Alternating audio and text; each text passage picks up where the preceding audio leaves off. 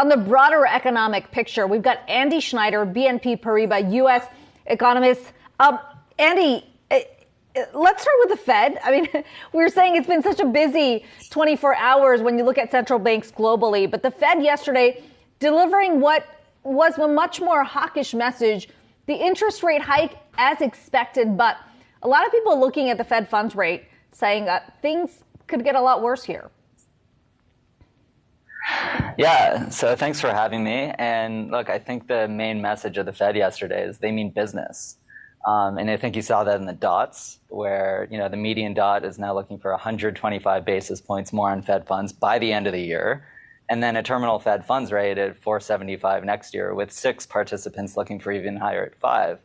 So, I think this is really kind of encapsulating the message that Powell provided at Jackson Hole, that this is a one mandate central bank at this point, and they want to get inflation down. And increasingly, they're saying that they're going to countenance some pain in order to do so. Yeah, we've heard that word pain a lot more from the Fed chair. 4 to 4.5% is the range we're looking at by year end. You think that's enough to rein in inflation at the level that would be acceptable for the Fed?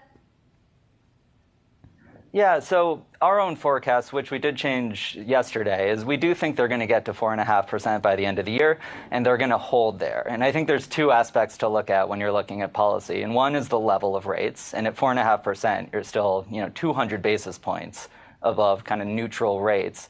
And then another aspect is how long you're going to hold there. And for us, that's what really matters. And in our forecast, we don't think that the Fed is going to cut this year. Well, obviously, we don't think they're going to cut next year, and we don't think they're going to cut in 2024. So we have them just holding steady at 4.5% as inflation does grind down, but there's a lot of sticky elements of inflation. So we think it's going to take a while before it gets back to target.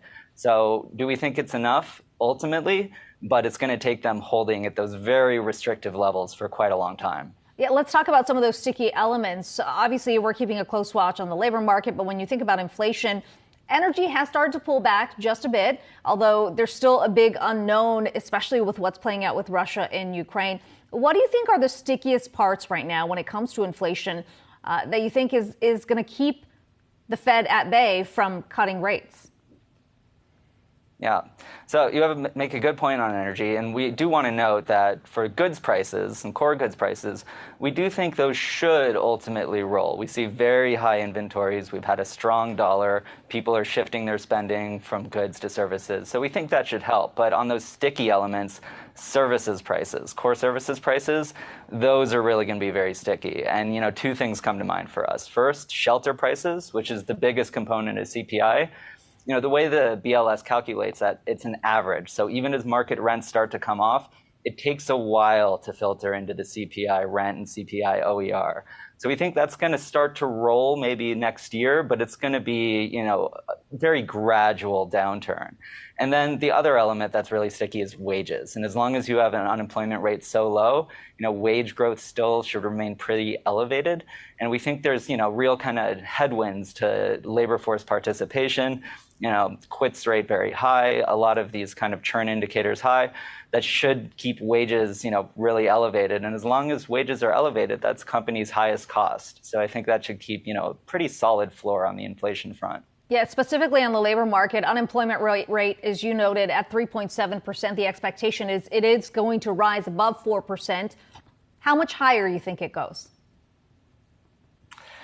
We think it's going to go a fair amount higher, definitely higher than the Fed, thought yesterday. So for us, we see the unemployment rate going all the way up to 4.5% by the end of next year, and then getting up to 5% in 2024. So we see some upside to unemployment. I think this is a good kind of instance to remember that a lot of these variables, employment variables, especially inflation, they operate with lags. And we're going from double-digit growth last year to 0 growth this year.